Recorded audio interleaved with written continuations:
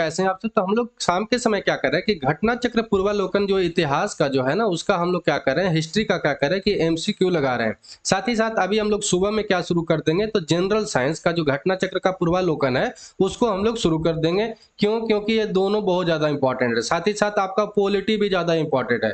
तो पॉलिटी और हिस्ट्री और साइंस को क्या करना है कि कंप्लीट करके जाना है, क्योंकि बहुत ज़्यादा ये वेटेज रख लेता है। ठीक है? और साथ ही साथ करंट अफेयर आप अपना पढ़ लीजिएगा। तो पॉलिटी भी जल्दी ही शुरू कर देंगे, तो जनरल साइंस को भी अभी आज से शुरू हो जाएगा, और 2 दिन पहले से हिस्ट्री का शुरू हो गया। नहीं देखें तो जाकर देख लीजिएगा। इसका पीडीएफ भी टाइम टू टाइम एक टॉपिक कंप्लीट होगा, पीडीएफ डाल दिया जाएगा। तो पीडीएफ के लिए टेंशन नहीं लेना है। ये जो घटना चक्र का पूर्वालोकन होता है ना, बहुत ज्यादा इंपॉर्टेंट होता है। कारण क्या होता है कि इसमें सारा पीसीएस का इसमें क्या कर दिया जाता है कि क्वेश्चन को कंबाइंड कर दिया गया है। जैसे कि यूपी पीसीएस है, बिहार का, एमपी का, झारखंड का, राजस्थान का, छत्तीसगढ़ का, बिहार, साथ ही साथ उत्तराखंड, आपका हिमाचल प्रदेश, ये सब का भी क्वेश्चन इसमें डाल दिया गया है। और साथ ही साथ यूपीएससी का जो है ना सिविल सर्विस का, उसका भी इसमें क्वेश्चन कमांड कर दिया गया है। तो आप एसएससी, रेलवे और एसआई सब का एग्जाम दीजिएगा ना, तो वहां पर आप ऐसे ही धुआं छोड़ा दीजिएगा। बिहार एसआई का एग्जाम आने वाला है, उसके लिए तो ये रामबाण है, उसके लिए एकदम पढ़कर जाना है घटना चक्र। ठीक है? तो चलिए आज का क्लास शुरू करते हैं। वीडियो अच्छा लगेगा तो लाइक करिएगा, कमेंट करके, शेयर करके, सब्सक्राइब करके बेल आइकन दबा दीजिएगा,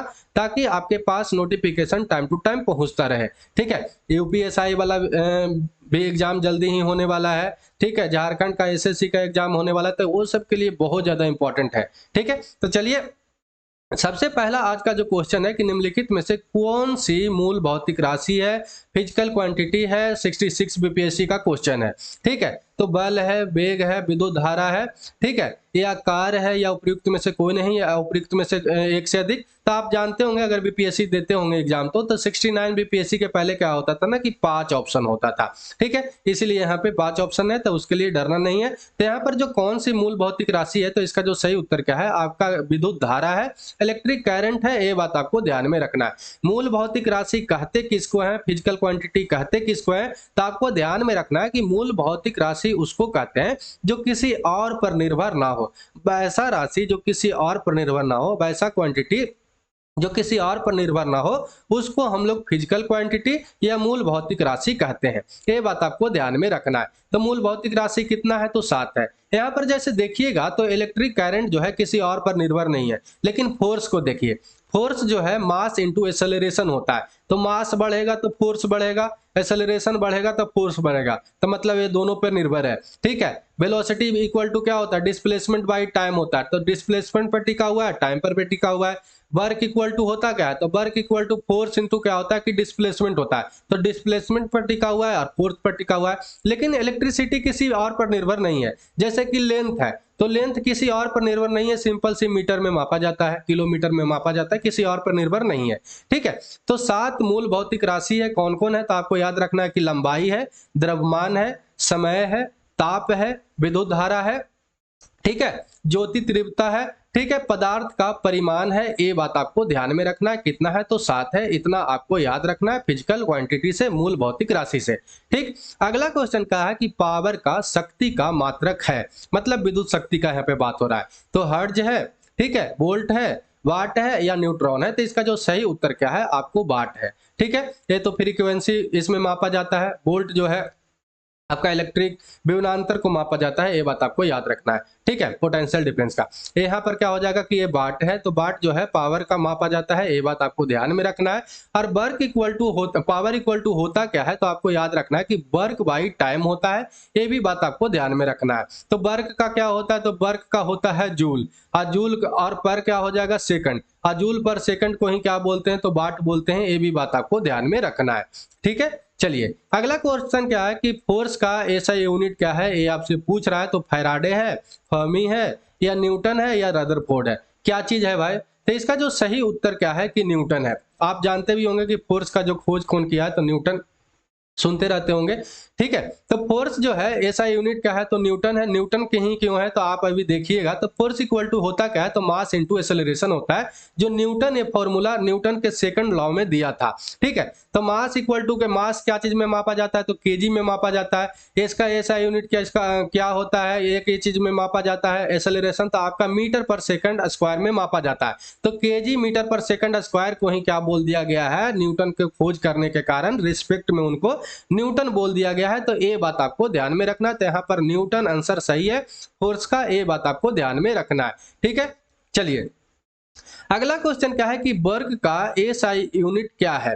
ठीक है, यूपीपीसीएस का क्वेश्चन है। तो जूल है, ठीक, वाट है, न्यूट्रॉन है या डायन है। डायन जो है ना आपका याद रखना है कि ये फोर्स का ही ऐसा यूनिट है सीजीएस पद्धति में। क्या चीज में? सीजीएस पद्धति में। जूल यहाँ पर सही उत्तर हो जाएगा। वर्ग का ऐसा यूनिट क्या हो जाएगा कि जूल हो जाएगा। वाट अभी हम लोग देखे थे कि पावर का है, शक्ति का है, तो जूल हो जाएगा। वर्ग इक्वल टू होता क्या है, तो फोर्स इंटू क्या होता है कि डिस्प्लेसमेंट होता है। फोर्स का न्यूटन होता है और डिस्प्लेसमेंट का हम लोग जानते हैं कि मीटर होता है, और न्यूटन मीटर को ही क्या बोल देते हैं, तो जूल बोल देते हैं। ये बात आपको ध्यान में रखना है इतना। ठीक है, चलिए आगे इसमें हम लोग देखेंगे कि मान लीजिए कि ये क्या है कि एक लकड़ी का गुटका है, लकड़ी का टुकड़ा है, और इसको एक्स पॉइंट पर है, और ये एक्स पॉइंट से इसको वाई पॉइंट पर हम लोग ये लकड़ी का टुकड़ा को क्या है कि कुछ फोर्स लगा के एफ फोर्स लगा के ले जाते हैं। तो कुछ एफ फोर्स लगा के ले जाएगा तो कुछ दूरी तय करेगा, और जो शॉर्टेस्ट पाथ होता है ना, सबसे कम दूरी होता है ना, उसको हम लोग डिस्प्लेसमेंट बोलते हैं। तो इसी दोनों का गुणनफल क्या निकल कर आता है, तो वर्क निकल कर आता है, फोर्स इंटू डिस्प्लेसमेंट निकल कर आता है। ये बात आपको ध्यान में रखना है। ठीक है, और इसी को मापते हैं किसमें, तो जूल में मापते हैं, क्योंकि जूल ही इसका खोज किया था। जूल आदमी का नाम है, ये भी बात आपको याद रखना है। वर्क जो है एक स्केलर क्वांटिटी है। स्केलर क्वांटिटी कहते किसको है, तो स्केलर क्वांटिटी उसको कहते हैं जिसके पास सिर्फ और सिर्फ परिमाण यानी कि मैग्नीट्यूड होगा। ये बात आपको याद रखना है, उसके पास डायरेक्शन नहीं होगा। एक होता है आपका वेक्टर क्वांटिटी। वेक्टर क्वांटिटी किसका कहते हैं, तो जिसके पास डायरेक्शन भी होगा और साथ ही साथ मैग्नीट्यूड भी होगा, दोनों जिसके पास होगा उसको वेक्टर क्वांटिटी बोल देंगे। एग्जाम्पल में देखिएगा तो ये जो है आपका एक्सेलरेशन है, वेलोसिटी है, साथ ही साथ फोर्स है, ये सब क्या है, डिस्प्लेसमेंट है, ये सब क्या चीज है, तो आपका वेक्टर क्वांटिटी है। ठीक है, वर्ग क्या है, तो आपका एक आदिश राशि है, सादिश राशि नहीं है। ठीक है, ये बात आपको याद रखना। और जूल जो है किसका ऐसा यूनिट है, तो आपको एनर्जी का भी ऐसा यूनिट है, साथ ही साथ ये भी बात आपको ध्यान में रखना है। ठीक है, अगला क्वेश्चन क्या है कि फ्रीक्वेंसी जो है मापा जाता है, क्या चीज में मापा जाता है। बीपीएससी प्री 2018 का क्वेश्चन है। तो हर्ट्ज में मापा जाता है, मीटर पर सेकंड में मापा जाता है, रेडियन में मापा जाता है, या वाट में मापा जाता है। तो इसका जो सही उत्तर क्या है कि आपका हर्ट्ज में मापा जाता है। ये बात आपको ध्यान में रखना है। HZ लिखा रहता होगा, आप देखते होंगे। तो आप जो है या हम है, कोई भी मनुष्य है, वो कब से कितना कितना हर्ट्ज तक सुन सकता है, एक क्वेश्चन बनता है। तो 20 हर्ट्ज से लेकर 20,000 हर्ट्ज तक सुन सकता है। ये बात आपको ध्यान में रखना है। अब 20,000 हर्ट्ज के ऊपर वाला साउंड ना अल्ट्रासाउंड हो जाता है, और नीचे वाला साउंड जो होता है ना बहुत कम वेव होता है, जिसको हम लोग नहीं सुन सकते हैं। जानवर जो है कुछ लोग सुन सकता है, जैसे जानवर कुछ कुछ होता है ना वो सुन सकता है, जैसे कुत्ता है, बिल्ली है, ये सब सुन सकता है। ठीक है, ये बात आपको ध्यान में रखना है। तो यहाँ से कहाँ सुन सकता है आदमी, तो आपको याद रखना है 20 हर्ट्ज से लेके कितना, तो 20,000 हर्ट्ज तक। इसके ना बाहर का ध्वनि सुन सकते हैं, ना बाहर का वेव सुन सकते हैं, ना उसके पहले का वेव सुन सकते हैं। कुत्ता बिल्ली ये सब गणना कर लेता है। ठीक है, अगला क्वेश्चन देखिए 2019 में भी पूछ दिया, फिर से बदल कर क्वेश्चन कि हर्ट्ज जो है, हर्ट्ज में क्या मापा जाता है। तो फ्रीक्वेंसी है, एनर्जी है, हीट है, क्वालिटी है, उपयुक्त में से कोई नहीं, या उपयुक्त में से एक से अधिक। तो इसका जो सही उत्तर क्या है, आपका फ्रीक्वेंसी है, आवृत्ति है। ये बात आपको ध्यान में रखना है। ठीक है, इसका ज्यादा डिटेल फिर से करने से कोई फायदा है नहीं। अगला क्वेश्चन क्या है कि चालक की वैद्युत प्रतिरोधकता, इलेक्ट्रिक रेजिस्टेंस पढ़ना है ध्यान से, फिर उत्तर देना है कि इकाई है। ठीक है, फराद है, वोल्ट है, एम्पियर है, ओम है, इसमें से कोई नहीं है। ये बात आपको याद रखना है। एक क्वेश्चन ही क्या था कि उस समय का गलती था। ठीक है, क्वेश्चन का आंसर ही जो दिया गया था, ऑप्शन ही दिया गया था, वो गलती था। तो यहाँ पर कोई ऑप्शन नहीं है। तो वैद्युत प्रतिरोधकता होता क्या है, प्रतिरोध तो सुने होंगे, रेजिस्टेंस तो सुने होंगे, लेकिन वैद्युत प्रतिरोधकता कभी कभी सुने होंगे। अगर सुने हैं तो अच्छा बात है। तो वैद्युत प्रतिरोधकता होता क्या है, इलेक्ट्रिकल रेजिस्टेंस क्या होता है कि मान लीजिए कि एक करंट का तार है। ठीक है, एक तार है, ठीक है, और उसमें क्या है कि जो है करंट जो है फ्लो हो रहा है। तो करंट फ्लो हो रहा है, तो उसमें हम लोग जानते हैं कि कुछ ना कुछ रोकने का जो काम करता है करंट को, उसको रेजिस्टेंस बोलते हैं। ठीक है, तो जो रेजिस्टेंस बोलते हैं उसको, तो उसका ऐसा यूनिट तो क्या हो जाता है, तो ओम हो जाता है। ठीक है, जिसका सिंबल ऐसे करके रहता है ना, ओम हो जाता है। लेकिन अब ये जो रोकने का जो क्षमता होता है ना, एफिशिएंसी, कैपेसिटी जो होता है, उसी को हम लोग क्या बोलते हैं, तो इलेक्ट्रिकल रेजिस्टेंस बोलते हैं। जो रोकने का, इलेक्ट्रिक करंट का रोकने का जो क्षमता होता है, उसको क्या बोलते हैं कि वैद्युत प्रतिरोधकता, इलेक्ट्रिकल रेजिस्टेंस बोलते हैं। और जो रोकता है उसको तो रेजिस्टेंस बोलते हैं, लेकिन जो कितना कैपेसिटी से रोकेगा उसको वैद्युत क्या कर देंगे कि प्रतिरोधकता बोलते हैं।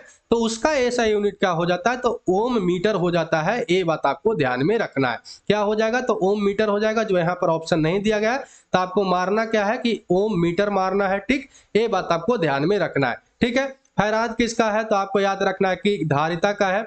वोल्ट किसका है, तो इलेक्ट्रिकल पोटेंशियल का है। ठीक है, एम्पियर हम लोग जानते हैं कि इलेक्ट्रिक करंट का है। और ओम जो होता है प्रतिरोध का यानी कि रेजिस्टेंस का होता है। रेजिस्टेंस वही होता है जो तार में जो करंट रोकता है ना, उसी को हम लोग कहते हैं।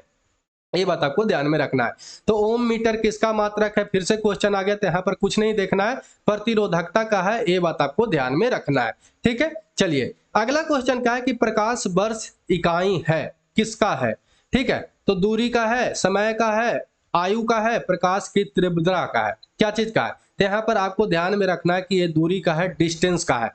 प्रकाश वर्ष कहते किसको है, तो जो लाइट है ना, सन का लाइट, जो सन का लाइट है एक साल में, एक ईयर में जितना दूरी तय करेगा उसी को हम लोग एक प्रकाश वर्ष बोलते हैं। और जो खगोलीय दूरी होता है, मान लीजिए कि ब्रह्मांड में जाएगा ना, तो जो पिंड होता है, एक तारा से लेकर दूसरे तारा, एक स्टार से दूसरे स्टार का दूरी बहुत ज्यादा होता है। और उसके बीच में दूरी जो मापा जाएगा, अब मीटर किलोमीटर में तो माप नहीं पाइएगा, तो लाइट ईयर में मापा जाता है।